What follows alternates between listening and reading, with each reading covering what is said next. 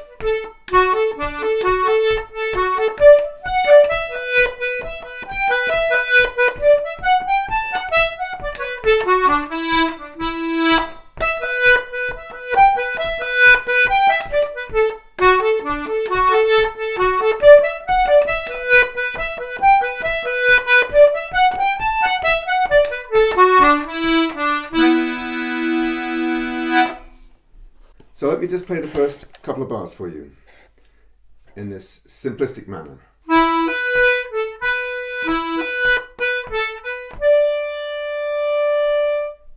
Now, if you saw this written on music, you'd probably see something like this.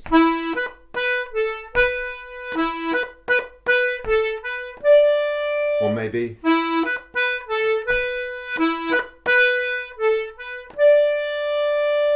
And obviously to play it like that, you don't get much rhythm into the thing. So here, these first two eighth notes, these quavers here on B, we're going to play them like this.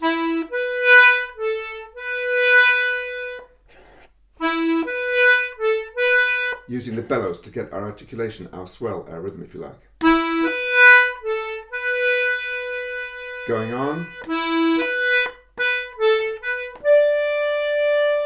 This time we're actually going to use a finger articulation, although as we can see later on we could even dispense with that. But we're going to play this. I don't know what to call this. I was talking to my students the other night and we decided to call it a smudge or a smear. I can't remember which, but let's call it a smudge.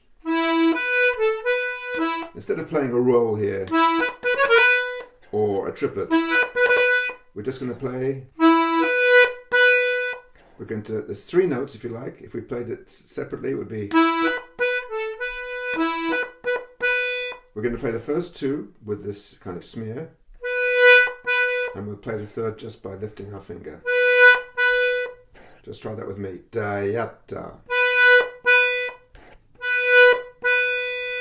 So put together that makes...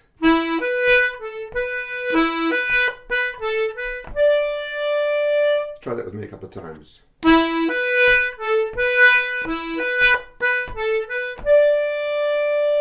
Let's go on.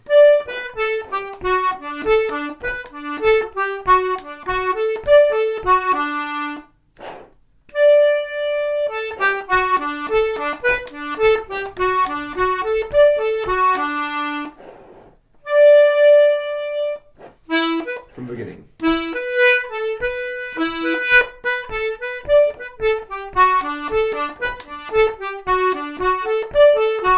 Again.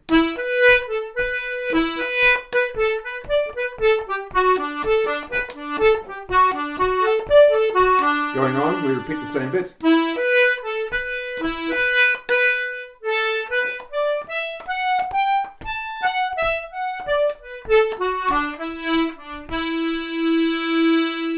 For the second half of the first part.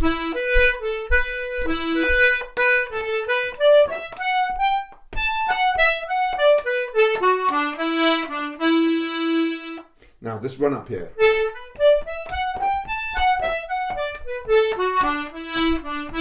Make it as legato as you can and put the emphases on the on beats and off beats and not on the notes in between.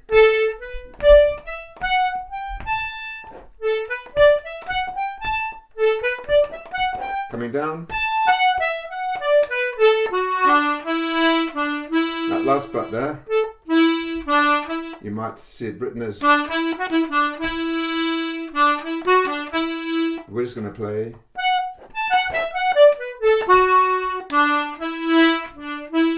Da-ti-ya-ti-yam.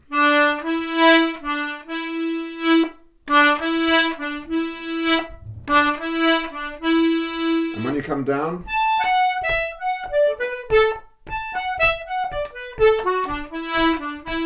If you're paying attention to your offbeats, you'll get a big emphasis on the E there and on the A. So here's the whole first part slowly. Play with me.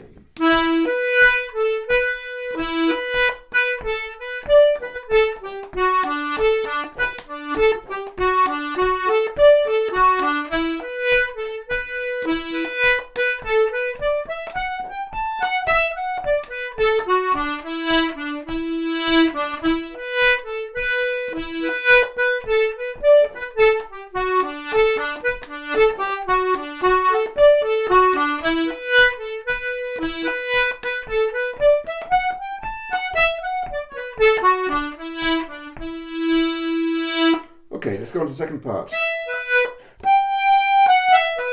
You play these grace lead pickup notes here. Play them. Let's play the F sharp on the outer row there. Now we're going to get some smears. Instead of playing or a roll or anything else, we're going to play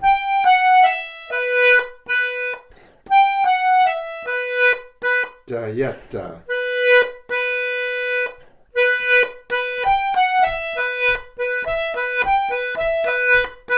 Try it a couple of times with me.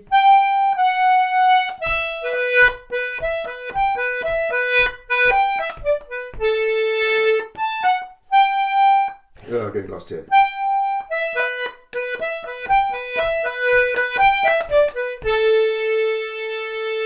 We get this arpeggiated figure here. We'll do a smear there as well. On the push this time. Da-ya-da. From the start of that little passage.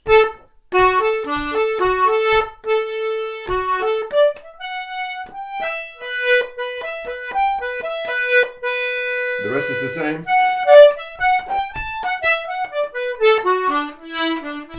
Play the second part with me, slowly, reasonably slowly.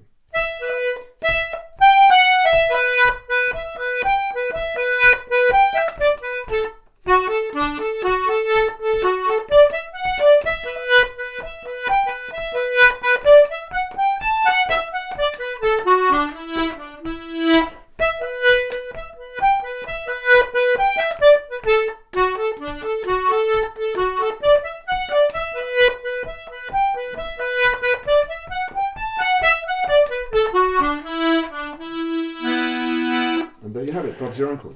Now, obviously, there are a lot more involved, complicated, tricky things, twiddly bits that you can play in that tune. But what I'm trying to show you with this interpretation of it is that if you get the underlying pulse and rhythm right first, in a sense, you don't need to do anything else. And then if you put some icing on your cake in the form of rolls, triplets, and more complicated ornaments, then you're putting it on a solid foundation. You're putting the icing on a good cake. All right, so that's it really. So my advice to you for learning it this way, this deceptively simple way, is pay attention to your bellows.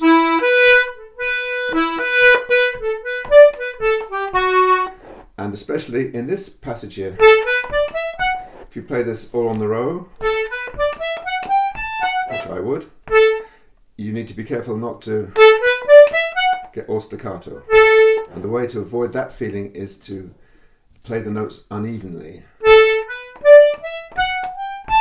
And don't leave gaps in between. Don't play it. Okay? Pay attention to the offbeats on this way down.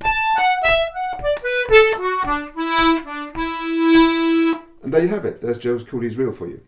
Now, for those who... there's a couple of variations if you like. I could show you. What could I show in the way of variations? Let's leave it at that, actually.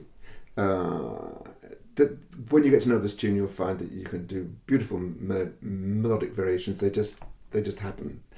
It's a perfect traditional tune structure for variations and ornaments to be grafted onto. No difficulty whatsoever. But just learn it that way, and you'll have a really important lesson under your belt. And you'll find you can apply this to all kinds of other tunes. Here's one that we might look at some point in class, or maybe even on YouTube. Rolling in the Barrel.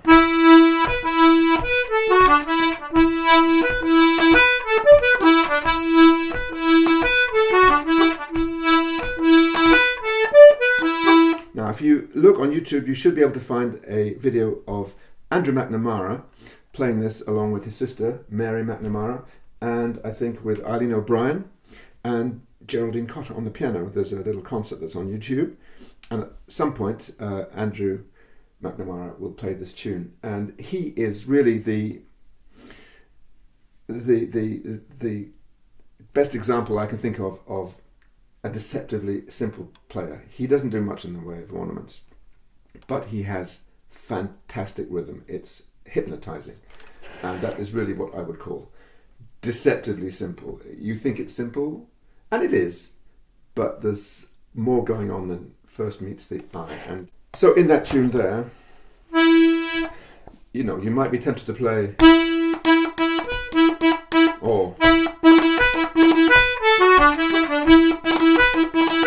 something like that. But in fact, it sounds great if you just use the bellows to move it along.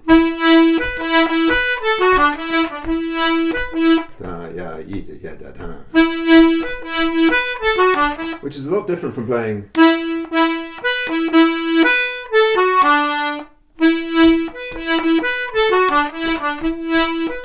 So you need to feel the rhythm, and you need to translate that into little impulses of your left triceps. Anyway, I hope you've enjoyed this lesson, and I hope it opens a few doors for you. Thanks for watching, and see you next time.